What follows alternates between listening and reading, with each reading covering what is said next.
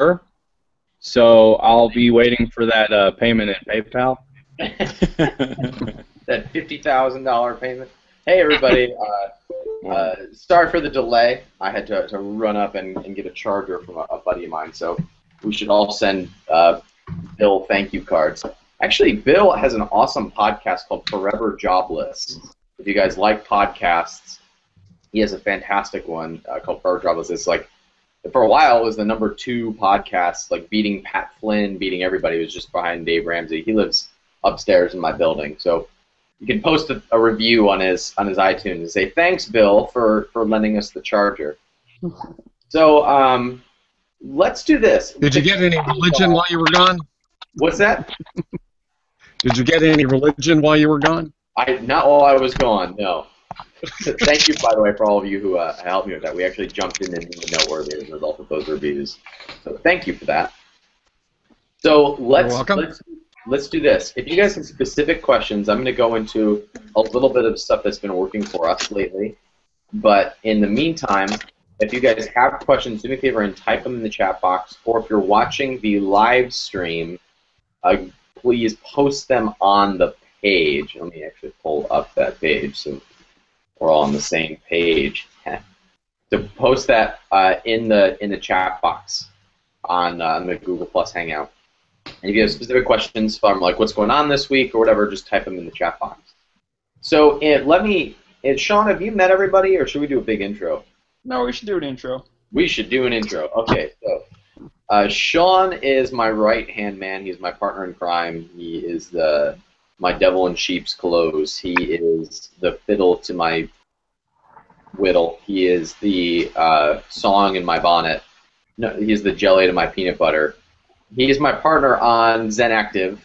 This got weird quick, Sean. Yeah, why'd you do that? He's my partner on Zen Active, our yoga products company, and we launched that company along with ASM2. So we did that as kind of a follow along for the people who got in through ASM2, and it's been about what was that? 6 months ago, 8 months ago, Sean? Where are we at? Eight sounds right. 8-ish. 8 months.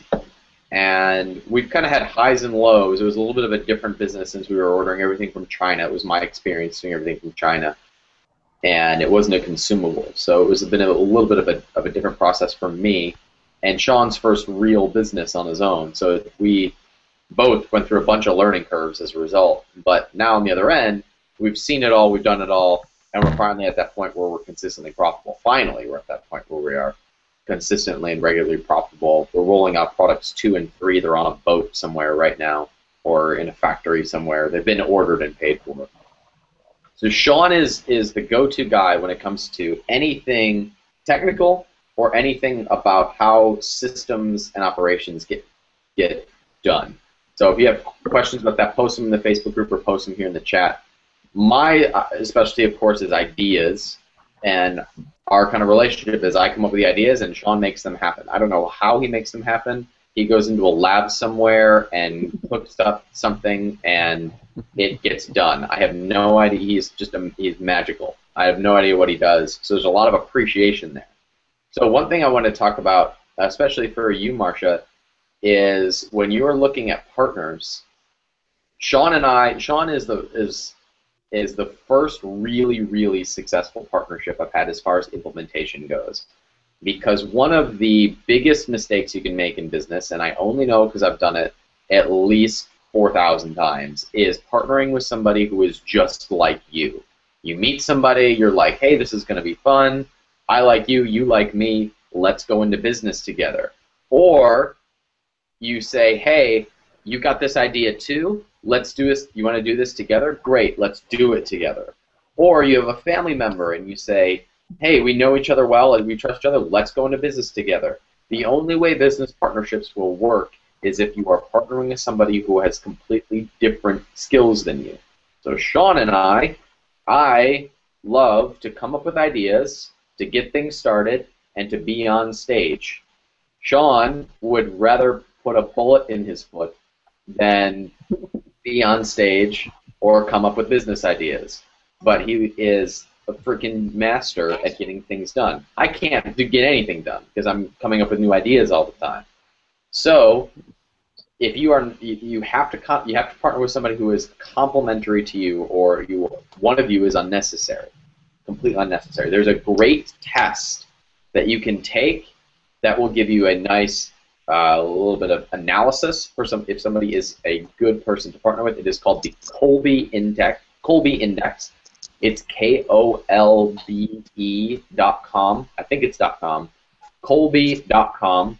It's a test that takes about 30 minutes, and it gives you a readout of how you get things done. It gives you 4 categories. And it's kind of like Myers-Briggs. There's no right or wrong or good or bad. There's just what's custom to you. So my Kolbe is 5642. Sorry, 5672. And what that means is that in Quick Start, which is the 3rd one, I'm a 7, and that's my strongest one. That's my highest one, which means I take really fast action, but then I need people around me to support me. Sean is an 8 in follow-through. So that means he gets things handed off to him or ideas presented to him, and he goes chick, chick, chick, chick, chick, and he gets them all done. And I have no idea how he does that. So how did you find him? Sean and I have been friends since we were in middle school. And Sean was kind of following along some of the stuff that I was doing back when I was writing on ryansreview.com. And Sean, why don't you tell the story about that first little business experience you did? Well, it's not. I'm still doing it. It still makes money. So one of Ryan's articles on his website talked about drop shipping, and so I started off I would just find things on sale on like Newegg. Being a pretty solid computer geek, I knew what was going to be, hot and worth looking into, and I would just buy them and then ship them directly to whoever purchased it, either on eBay or Amazon. And then I came across inflatable movie screens on Target, and then I have a 5% off gift or debit card, so I get 5% off the price. Then I would sell the movie screen, still do, on Amazon and eBay, and each one that sells I make probably $30 to $40 depending on where the shipping is, and it takes me about, 15 minutes of time.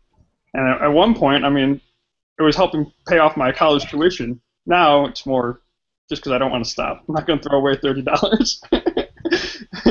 So I was telling Ryan about this, and his face looked similar to now. Like, what are you doing? Like, what do you mean you're spending 15 minutes processing each order? And we got to talking about Amazon and ASM and how we could kind of combine our talents together to make what is now Zen Active happen. Yeah. So I can't imagine taking 15 minutes to process every order for $30. Like, that would just drive me crazy. I could come up with the idea for it, but like to sit in there and be at the computer and come up, no. Like, I would rather have an ice pick shoved under my fingernails. So Sean and I knew pretty quickly that we were going to be complementary of each other. And the way that we set things up was, I was like, okay, great, we're going to treat this like your business, and I'll be your advisor, but I'll help fund it. And so that was kind of our arrangement, was it's your business. And I said that because I didn't know how Sean and I were going to work together when we started. Now I'd trust him with any of my businesses. I'd trust him with my life. But when we started, we didn't know how we were going to work together. So it was like, all right, this is your business. I want you to take ownership of this. I'm going to be the idea person, which worked out really well. So now whenever I have a partnership, I kind of phrase it that way to start, just to kind of set the relationship with it. Now Sean and I are both kind of interacting in the business, but that's kind of how it started. Anthony, I saw your comment, you saying, so you wouldn't do this on your own. No, you can do this on your own, no problem. Having a partner can help if there are certain things that you are not good at, that you know you need help with. When I started my first Amazon business, I partnered with Matt, who you'll probably meet in Vegas. He's going to try and make it out. He doesn't always come to these meetings, but sometimes he does. And Matt and I partnered on the men's fitness company, and I knew that I was not going to print out the labels. I just knew I was not going to go find the labels. I was not going to do like those little details, and I knew that I just knew I would quit if I had to get those details. Well, he's a detail guy and a research guy. He's not a fast starter.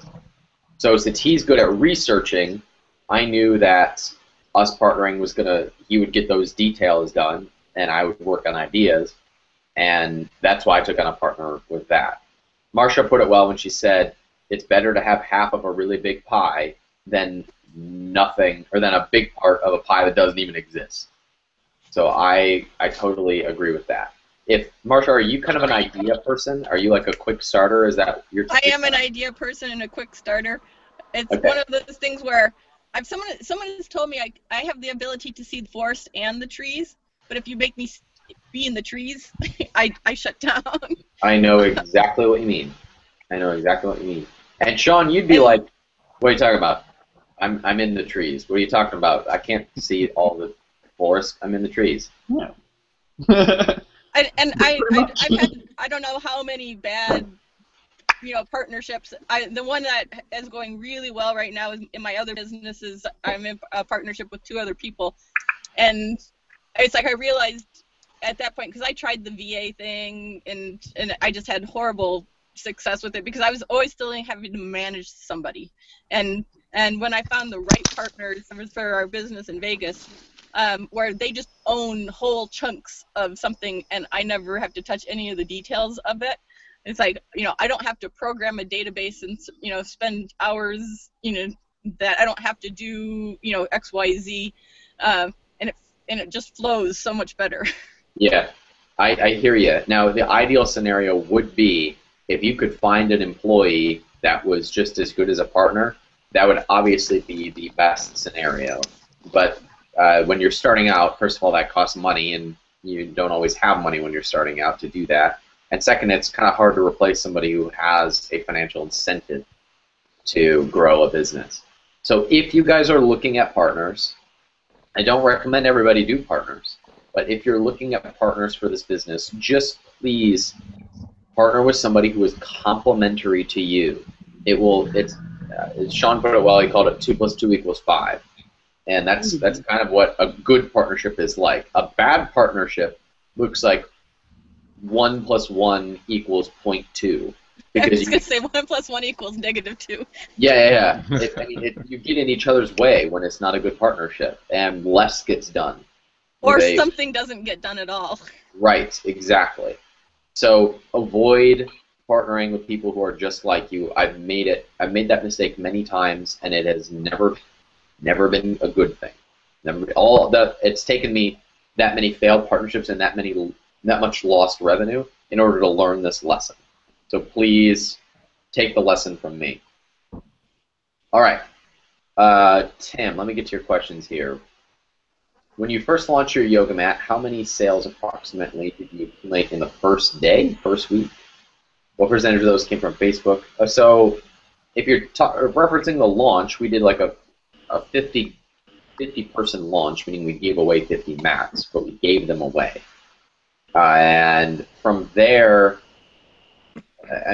we were up to like 10 sales a day within a couple of weeks. I hope that answers your question. How much does shipping cost cut in your margin when shipping? Great question. Sean, this is actually, I would like for you to address this because you know the specifics. How much does shipping cost cut into your margin when shipping from overseas, speaking specifically to your product, Yoga Mat?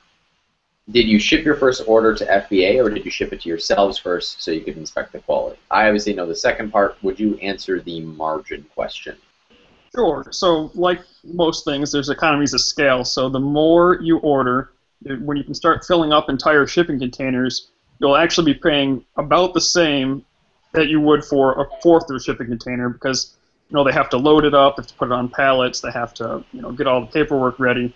So how much it costs as far as margins depends on how much you order and the size of your product. So yoga mats actually take up a pretty good chunk of space as compared to something like, I don't know, a calculator. But they're also not that heavy.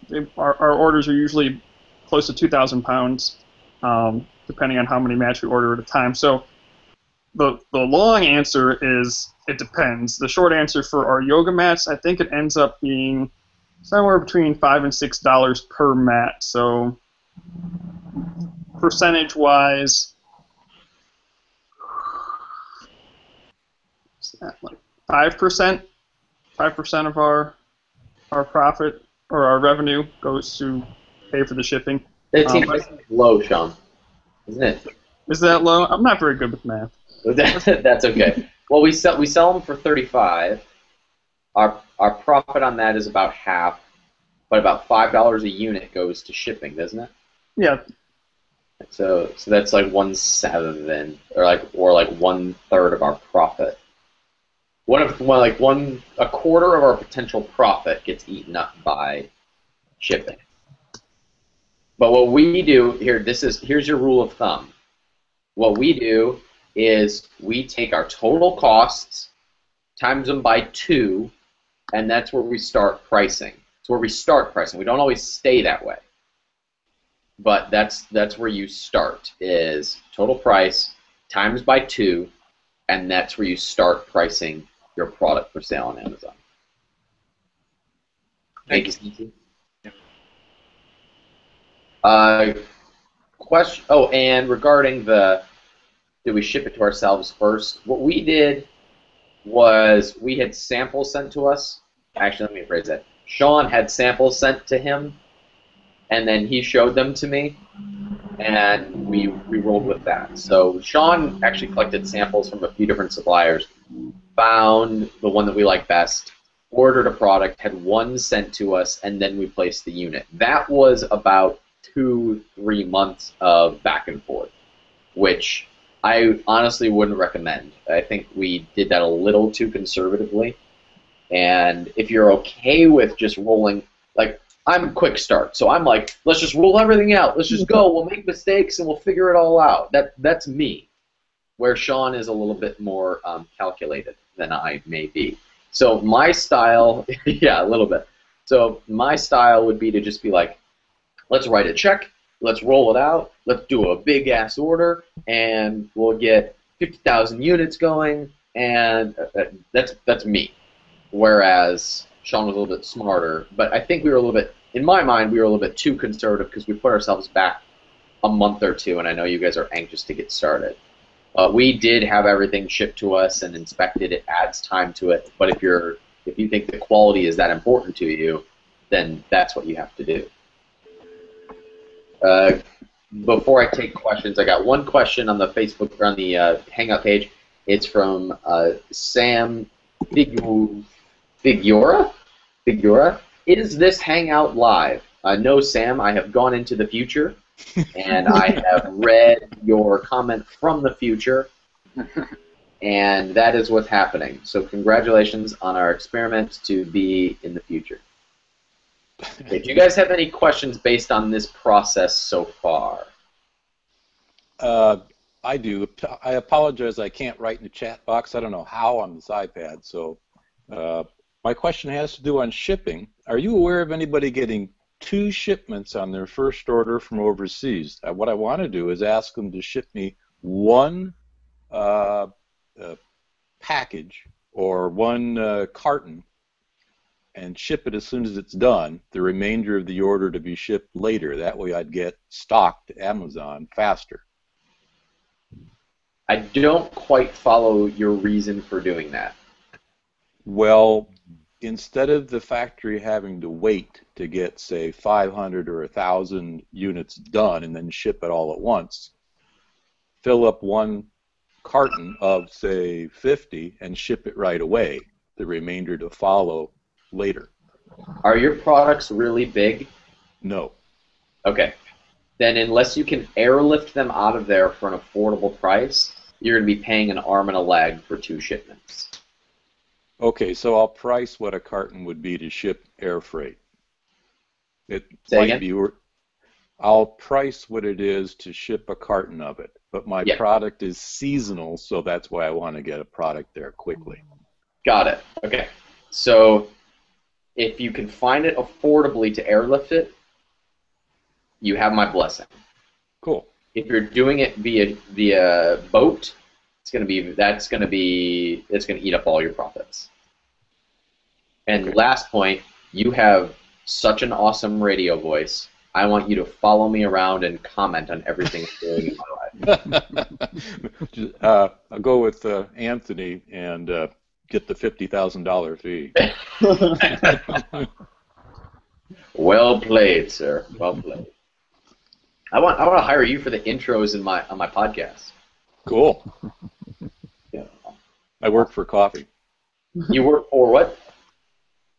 Coffee. Okay, perfect. I believe that I make the most delicious morning coffee ever made with my. Have you guys ever done bulletproof coffee? No. No. Any bulletproof coffee takers? Okay, so I do a modification of the bulletproof recipe, which sounds weird, tastes amazing, and it is like I find the best beans I can find, like the highest quality beans I can find, and then after I brew the coffee, I put it in a blender with a tablespoon of grass-fed butter and coconut oil and maybe a little bit of coconut milk. And then I blend it, and it makes the most delicious coffee concoction you've ever had. It is out of this world. Sounds yummy, especially on a cold day. It is it'll light you up. It'll light you up. All right, Greg, is it worth experimenting with a sale price on Amazon? Would it be simpler to start with a domestic supplier when getting your feet wet? Does Amazon have a way to automatically raise the price when your inventory gets low? The answer to your third question is no, but you have full control over your pricing. It updates in like 10 minutes, so you have that option. I do recommend raising your price when your inventory gets low if you need time to wait to fill that gap. I do think that's a good strategy. Would it be simpler to start with a domestic supplier when getting our feet wet? Only if the profit margins are there. If you can find a domestic supplier with good margins, please do that. Please do that. I've only seen this work with supplements, which you do not want to get overseas because you want to put ground baby in them. And with some pet products, I've seen that work. And I want to say some kitchen products. Cosmetics also work, like in beauty, like creams and stuff like that can also be done domestically. Consumables, anything that you're putting on or in your body, can be done U.S. Pretty easily with domestic suppliers. Stuff is harder to get domestic. If you can find it, by all means, please do U.S.-based because they are so much easier to work with. But I rarely see that happen. I rarely see that possibility. Is it worth experimenting with a sale price on Amazon? Yeah, it's worth experimenting with if you want to get the ball rolling in order to get sales and reviews coming in. Absolutely, it's worth experimenting with. After you've done a launch or a giveaway or a discount, it makes sense to raise your price where your profit margins are there. But I do believe that it is a good idea to kind of push things along. If you can sacrifice profit margins for volume for a while in order to get reviews, sales, rankings, repeat customers, I think that is all fine and well. Any questions on that? I think, Ryan, one of the questions I had on the sale price was, my understanding is if you list a price as, say, $40, but you offer as a sale price for $25, you're still getting fees based on the $40, so you're paying a little bit more. So that was really kind of my question was, is it worth paying the additional fees? Because there's some psychology that somebody's getting something on sale, you'll get, more conversions. So, hey, Brian just joined. What's up, Brian? Hey everyone, sorry I'm late. I was actually watching it and then decided to join the Hangout itself. So you deemed us worthy. So, Greg, what you're asking is, say what you said again about the fees. Well, my understanding from what I've read is if you have a price that's listed, say at $40, but you offer it as a sale price for $25, Amazon's still charging you fees based on the $40 list price. So I've seen some other forum comments on ASM asking, hey, is it worth paying the additional fees to have a list price where you're actually offering it at a sale price, if that makes any sense. If that is true, that's news to me. Okay. That's why I wanted to bring it up. You know? I don't think that is true. Your fees are based on your selling price, what the item actually sold for, in my experience. Okay. That was my understanding, too. And if it's not true, then, boy, I've lost a lot of money. Yeah, you and me both. Yeah. Yeah, you and me both. Because we do that for sure. We'll list the retail price at much higher, and then the Amazon price in order to get that sale price. Did my video just disappear? Nope. No. No, okay. It disappeared on my end. But yeah, we do that all the time. So I'm with Tim, where if that's the case, that's a lot of money doing. Cool. And just one quick follow-up on the overseas supplier. They really, in the ASM training, want you to communicate via phone, at least with your initial order. So how likely is that if you're ordering from China versus just doing it through email? We've done plenty just with email. Okay. John, have you ever talked to Cynthia on the phone? No, we usually do Skype chatting. I mean, I guess it depends on your supplier. If they're comfortable speaking in English, that may be something that is difficult for them. But we use Skype chat to talk, and I've never really had any problem. I don't really like talking on the phone anyway, so it works out. Or being on the stage. Right. I'm just going to call you out and have you come up on stage with me in Vegas. Well, I don't know if I'm going to be able to come to Vegas. You're not going to be able to come to Vegas? Well, we'll have to see what happens on Wednesday. I can't, if I get a new job, I can't take a week vacation the first week I start. Yeah, that's true. So Sean is desperately trying to move here to Austin, and just has an interview down here. So hopefully, we're fingers crossed over here. All right, Joe. In one of the other Hangout videos, you talked about using an outsourcer to call customers to see if they like the product, also to get the reviews. Do you still use that method to get your reviews? Yes. Did you supply the caller with a script? Yes. It looks like this. You get your product. Did you open it yet? Was it what you expected? Can we send you a coupon or a gift card or a bonus? Can we give you something as a thank you for taking the time for sharing your experience? Great. When I email it to you, can I also leave the link to leave a review for us? They say yes, yes, yes, yes, yes. At 4 yeses, they're psychologically programmed to leave a review for you. We've been modifying this. We have it working like gangbusters right now. It's just a matter of so Amazon requires that if you contact your customers, it must be to complete an order. So our first question is, did you get your product? Oh, good, because with Amazon we never know since we're not controlling the shipping process.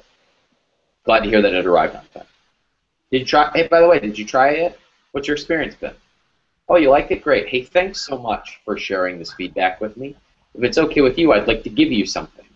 A coupon, a gift card, a bonus, additional product. Give them something. It can be a digital product. It can be a coupon. On a consumable product, coupons work just fine. And then it's, great, where should I email that to? And when I send this to you, is it okay for me to leave a link for you to leave a review in that same email? And they always say yes. Nobody's ever like, sure, you can send me the coupon. No, do not include the link in the email for the review. No one ever does that. So then we email them and follow up, have that VA follow up with them. Hey, send the gift card over to you. Would you do me a favor and pop this review up there? And that's kind of our primary strategy for getting reviews. And that is how we have out-reviewed everybody in our space. My first product when we started, one of our main competitors, the number 2 person had 100, no, maybe it was like 95 reviews, and we had 0. Now we have 200 reviews on the nose, and he has like 130.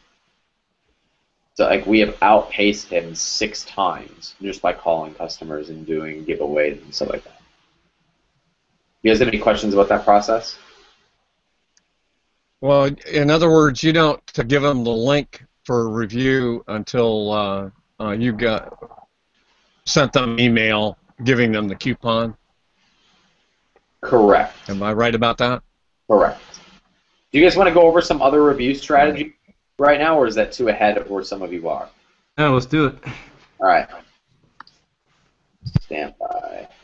Hey, Ryan, I've got the one I ran by you on hiring photographers. Yeah, sure, go for it. What was your question?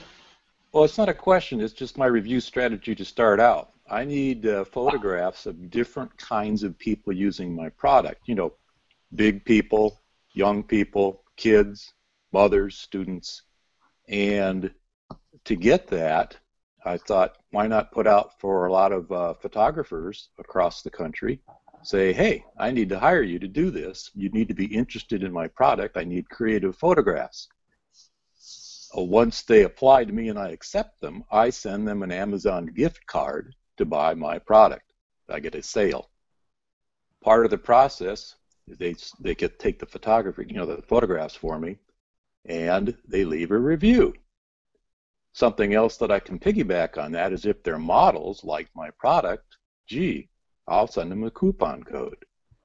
So that way I can foresee getting, a quick 10 to 20 reviews and sales from across the country. Not all of them last name of Piper, which is my last name.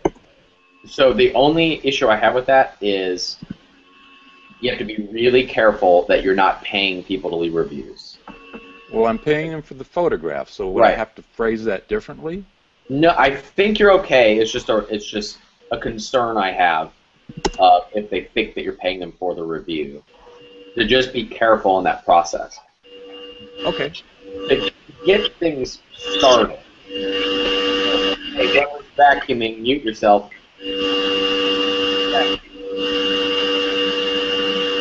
I'm vacuuming. Rico, it was Rico. Your microphone was sounded like it was vacuuming. Anyway, look, to get things started, get those first 10, 20, 30 reviews, we just do big giveaways. All our friends and family, get everybody to leave reviews. We hammer that. But there's some other ways once you're making sales to be getting reviews too. One of the best ones is really, really simple, is one of your first email follow-ups from Amazon be, what did you think of the product? Just an email like, hey, we saw you ordered, it's been a couple weeks, what did you think of the product?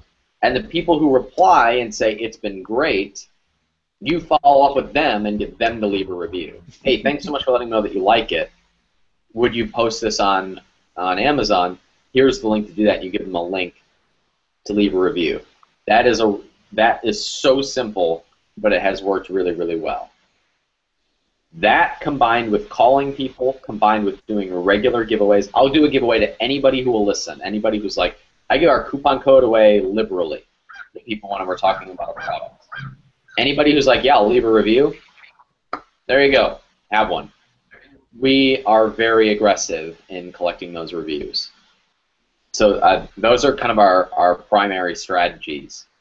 We sometimes do like forum giveaways.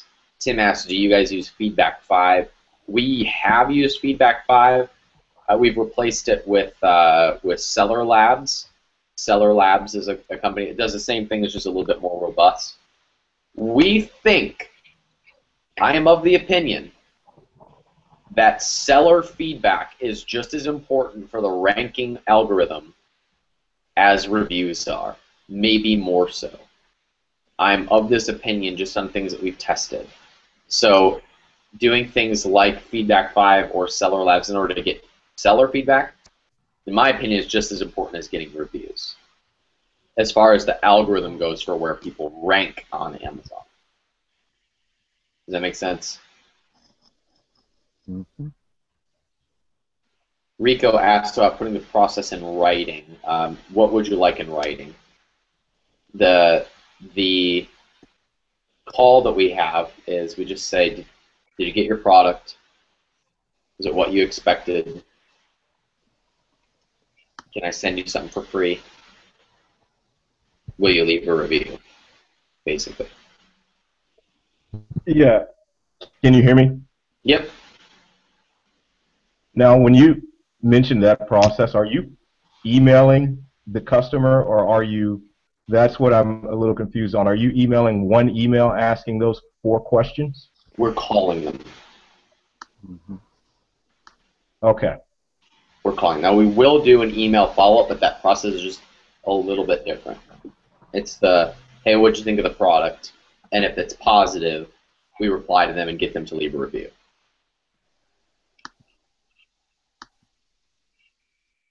That make sense? Yeah, perfect. Cool. Thank you, and sorry about the noise earlier, guys. Hey, no, I forgive you. You know, somebody's got a vacuum. Glad your house is clean. I'm actually not familiar at all with this whole seller feedback process. That's like a whole different set of reviews in Amazon, and if so, how do you get those? They will come in naturally. Excuse me for eating in front of you. They will come in naturally because Amazon follows up with your customers for you. But it's obviously, if you work it, it's better. It is a feedback about your seller account. As no one sees it. I'll show you guys a link. Hold on, let me find it. So no one sees seller. Well, you can see seller feedback, but it's not on your listing. So if you guys go to Amazon and search for Zen Active, and you click on our listing, and you scroll down where it says in stock, under reviews, under the price, it says sold by Zen Active and fulfilled by Amazon. Click on Zen Active, and it brings you to this page. Put it in the chat box.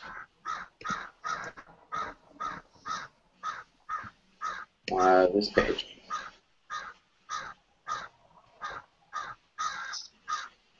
And you can see this is where who is murdering a bird right now? Who is repeatedly striking a bird in the face? I had 3 crabs come over. Your vacuum. Am I the whipping boy this session? I've got the vacuum and the birds. So you can see some of our feedback on the right side. You can only leave seller feedback if you ordered a product, which is different than reviews where anybody can leave a review.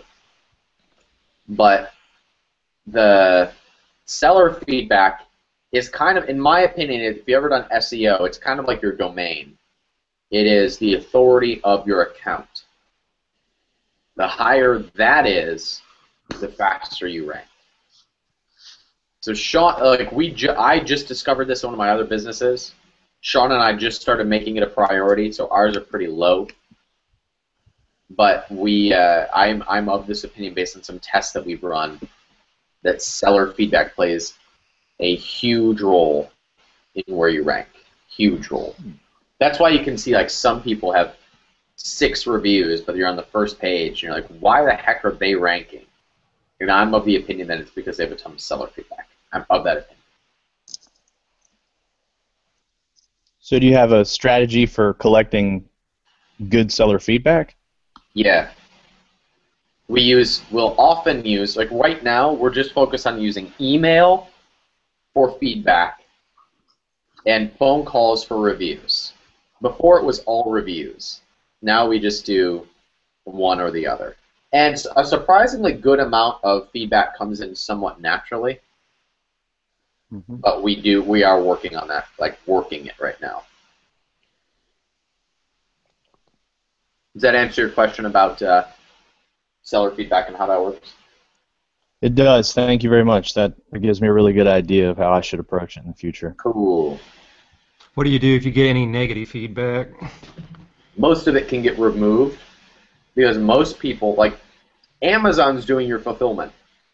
So very few people have complaints. But if you do get a complaint, like it was late, it was damaged, it never showed up, guess who's at fault for that? Amazon.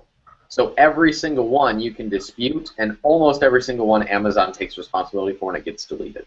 But you do have to manage them that way, otherwise Amazon won't see it. But you can dispute one, and Amazon will pull it within a day. That's just for the seller feedback. Getting the actual review removed is way harder. Way harder.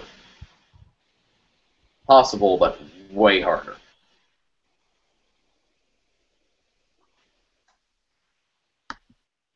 Ryan asked a fantastic question. I'm just going through all the questions. Sorry, guys. The thread today is very, very active, so that is awesome. Ryan asked a great question while he's drinking bulletproof coffee. Good call. He said, I have a very similar personality type to you. I have an 80-20 type principle question. Can you give us a little guidance on what aspects of this process to focus on mastering and which aspects are easier to outsource? Yes. Fantastic question. Best question I've been asked on a Hangout maybe ever. The temptation when you're new in business, and I think a lot of you are guilty of this because I've been guilty of this, is trying to do a little bit of everything. My one beef with ASM is that they throw a lot of different promotion strategies at you that I don't think are very effective. Like doing 3 press releases a day, kill me. Doing a YouTube video every day, kill me twice. These are things that I personally don't want to do.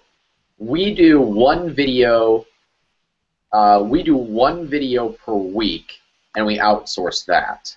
And we don't really see a whole lot of activity from that right now. We do have a plan. We're going to advertise those videos on YouTube ads at some point. But my one beef with ASM is that they throw a bunch of different strategies at you and don't highlight this very well. So let me clarify what I think are the biggest leverage points. 1, be very aggressive with Amazon ads. As aggressive as you can be. Spend as much money as you can on Amazon ads as long as you at least break even. Obviously, don't lose money. But if you can at least break even, spend as much money on Amazon ads as they will let you have. Now, this is assuming infinite inventory. Now, I realize that this isn't the case always in the practical world. But if you had a regular flow of inventory, then spend as liberally and aggressively as you can on Amazon ads. What is more valuable, Facebook marketing or Amazon ads? Amazon ads are the #1 way to get regular sales. However, they are basically worthless if you don't first have a good amount of reviews, which we used Facebook to get our first collection of reviews, which is why my whole launch strategy was Facebook-based, because it was just an audience for us to do a bunch of giveaways so that we could get reviews. Then we turn on a ton of Amazon ads. When you are first starting out, once you have found a product, once you have secured your supplier, the only job you have from that point forward is getting reviews. Until you have 50 to 100 reviews, you have no other activity that is required. When you have 50 or 100 reviews, now you can run Amazon ads while you are building reviews. That is all fine and well. But until you have 50 to 100 reviews, no other promotion strategy is necessary. 0. Nothing. Forget about it. Just do Amazon ads and collect all your reviews. To be quite honest with you, I'm almost a year into this business. We took our first sale June 5th of 2013. Between my 3 businesses are doing almost $250,000 a month in sales, and those are still our primary activities on Amazon. Now we are doing some other processes, like we're building out a funnel for our stuff. Totally advanced, step 4 for most of you. Not necessary for this business model. We're looking at retail at this point. Again, way ahead of where you're at. You don't need to be thinking about it right now. As far as Amazon is concerned, we pretty much focus all of our attention on reviews, feedback, customer experience, improving our product, spending more on Amazon ads. And that's it. I've never run a single press release for our products. We have a couple of YouTube videos. We've done some Facebook advertising. But the 80-20, to answer Ryan's question, is Amazon ads and reviews. I often get some pushback from this at first, and then people relax, and they go, oh, it's so damn simple. Yes, it is so damn simple. Be aggressive with your Amazon ads, and be very aggressive with your review collection. Get as many reviews as you can. Be out there hustling reviews. That will differentiate you from every other competitor if you can hustle your reviews. Ryan, did that answer your question? Please let me know. And since the thread has a 40-second delay on this, he'll let me know in 45 seconds.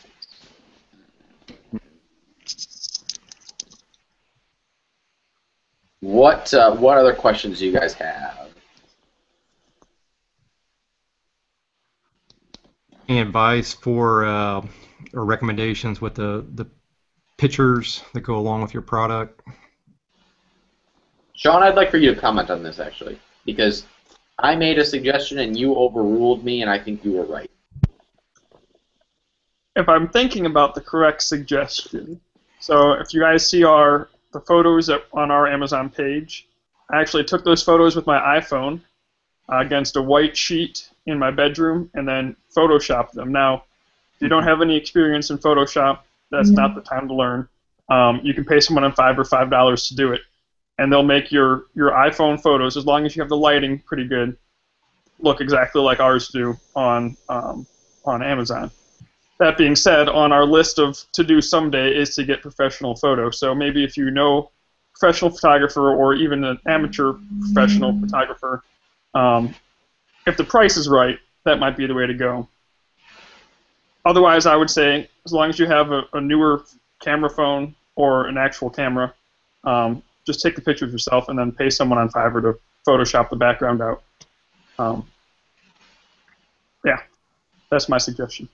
That's what I've done for all of our products, excuse me, is pay somebody on Fiverr to make them pretty. Mm-hmm. Take a shot of it, pay somebody on Fiverr, he or she makes them pretty, we're done. Cool, thanks.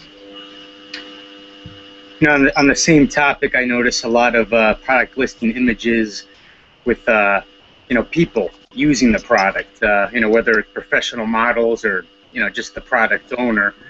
Do you guys see any advantage to going that route, or like you don't really need? Yeah, as many as you can fill as possible. Like, if you could fill, how many do you get? 9? You get a total of 9?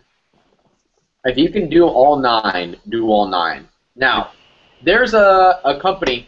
Check out their listings. It's called Abundant Health Labs, I think. Abundant Health Labs. If you search for them on Amazon, they do a great job with images. Now, get this. Some of them are pictures of like 3 of their bottles, 3 of their products. Some of their pictures are people like holding it, like there's a photo.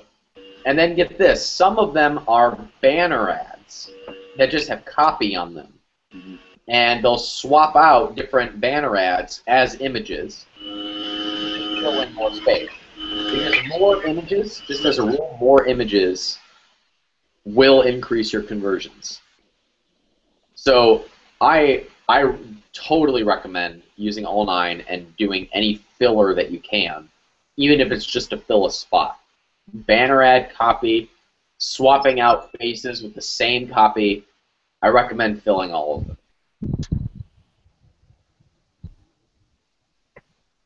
Videos you see on sometimes some of the listings. Sorry, you cut out, Ken. Say that again. The the videos sometimes that you see over there that you can play, is that worth looking into? The video that you can play on a listing. Yeah, so when you see the ads down, or the pictures down the side, some of those are actual clickable videos. You have to have a special account to do that. Okay. Yeah. Which I am not cool enough to have yet. That'll change. We are starting to look into retail, which is kind of exciting.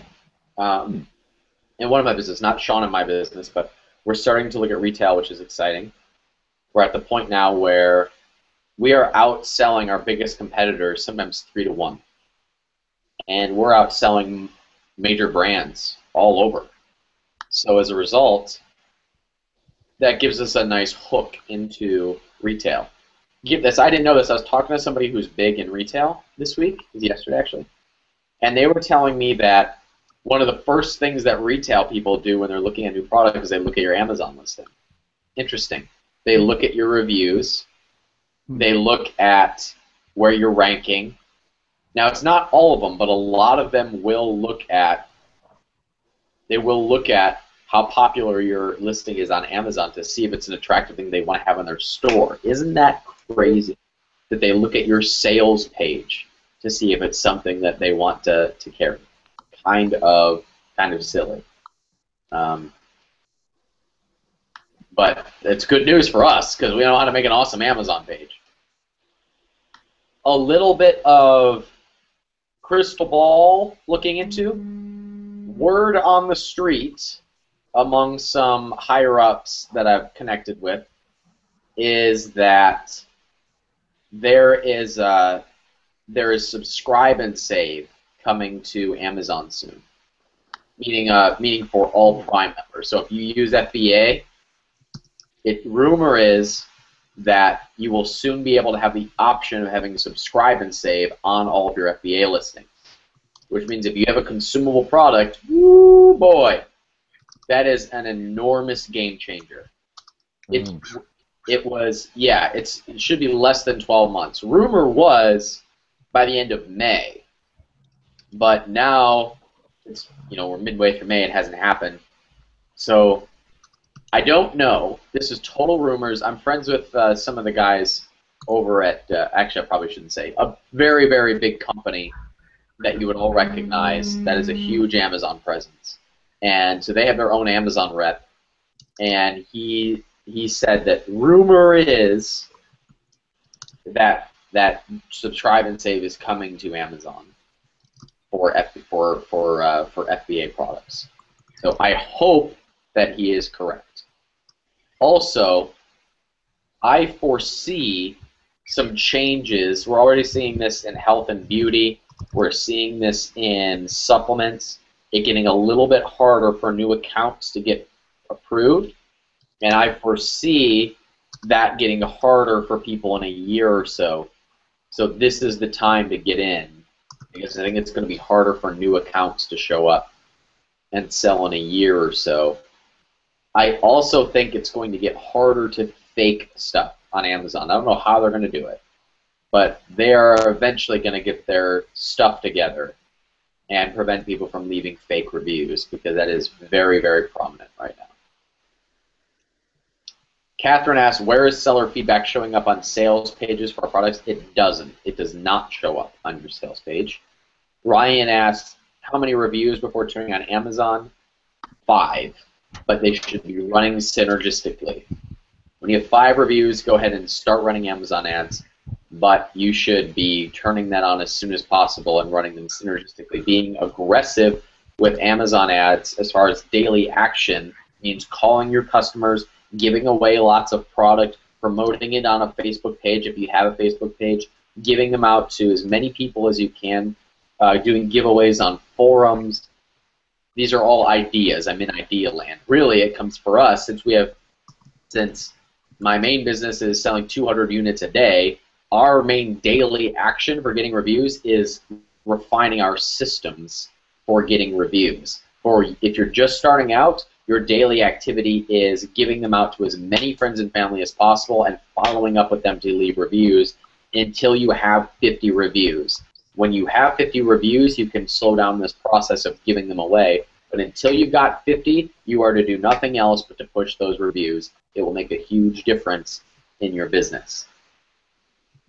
Do the new seller restrictions in health and beauty represent an opportunity as many ASM members are now running away from this category? Yes, absolutely. I probably would not say this publicly, but I think the fact that there are... I got so excited when I saw that there were restrictions in supplements now because I think that is going to be a huge opportunity for people who are willing to bust their backside and get those. The restrictions were you need to show that your product has been certified, get it from your manufacturer. You need to show business licenses. Okay, fine. Here, I just went to irs.gov, got a business license here. Here you go, Amazon. And there was one other, I think, receipts from other sales, which I haven't figured out how you get around that yet. But I got really excited when I saw that there were restrictions on supplements. Saying I'm not in health and beauty, but the same is true in health and beauty. If you're willing to go the extra mile, it definitely opens up an opportunity for you. Catherine, I don't understand the question that you posted on the thread just now. All right. Any other questions before we call it a day? How many suppliers would you recommend contacting before making your final pick? Sean, how many did you contact? 3. 3.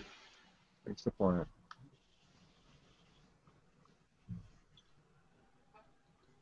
Do you have a backup supplier if your current supplier has a problem?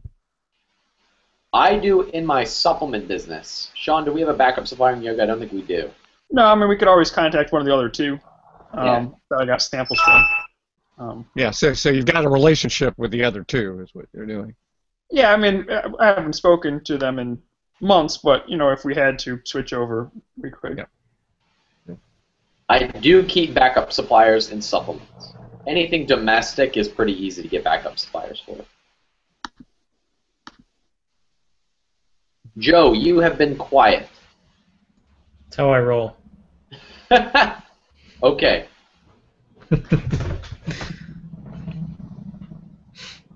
Any final things? Hey Ryan, I just share something with the group if it's okay with you. Yeah. I had a shipment going into Amazon, 72 units, and they lost it. Surprised the heck out of me. They lost it. Yep. I used the UPS tracking. They confirmed it was received. 6 days after the UPS delivered it, I opened a support ticket with them. They checked with the DC. It was lost. They took my selling price, less the FBA fees, what I would have had as profit, and deposited in my account. $1,000, easiest sale I ever made. That's pretty cool. Yeah, it was. I should have raised my price.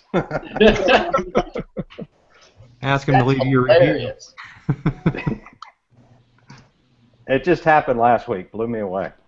But it's great they took care of it rather than argue. Yeah. Yeah. I thought you were going to say that it was just gone, but that's good news. Yeah, they took care of it. I don't know. That's got to be rare with all their automation and everything. But anyway. Yeah. What do you think about using like Slick Deals and Fat Wallet? I think it is. You know, to get an initial boost. We've used Slick Wallet. We've used Slick Deals. I'm not familiar with the wallet one that you said. I think John, it's Wallet. John, do we have much of a? I don't remember us having a big push from Slick Deals. We did it, but I don't remember it being very successful. No, I think it was less than 5. We actually bought a Fiverr gig where someone manually went and posted it on a bunch of other coupon sites as well. In that 5. So, I mean, it might be worth trying. It doesn't really, $5 for 5 sales. That's a pretty good return. But I don't know if it's a good long-term continual strategy. But if you've got free time and $5 extra, probably worth it. Okay, gang. We will call. Oh, Brian, just sorry, question. Decent target range for unit session percentage. That is fairly crappy, which is usually a reflection of reviews. How many reviews do you have right now, Brian? 4 or 5. So okay. Obviously, that's a focus. Yeah. So when you have 34 or 35, your percentage will automatically go up to 10% and more. We have some that convert at 22%, but reviews are huge into that. That's I mean, that's a product that has 200 reviews and averages like a 4.5-star rating, and they're all real reviews. So that converts to like 22 to 24%. So ask me again when you've got 34, 35 reviews.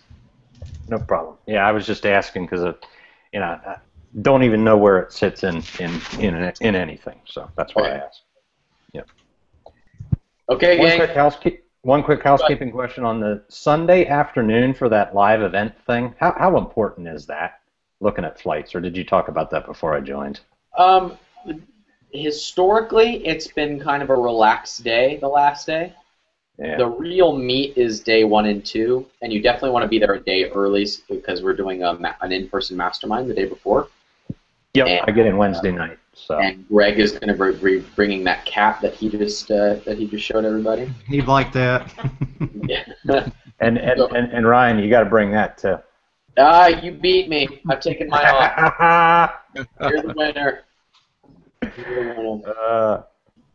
So be there a day early. You can leave on Sunday unless you want to mastermind because lots of good activity happens, like meeting people on Sunday. But really, the day before and then days 1 and 2 are the really important days for you to be there. Okay, I got to be in New York on Monday for Mr. Ducker's mastermind session. Okay. So, yeah, got it. I'm gonna leave at 4. I could leave on a red eye, but I don't want to do that.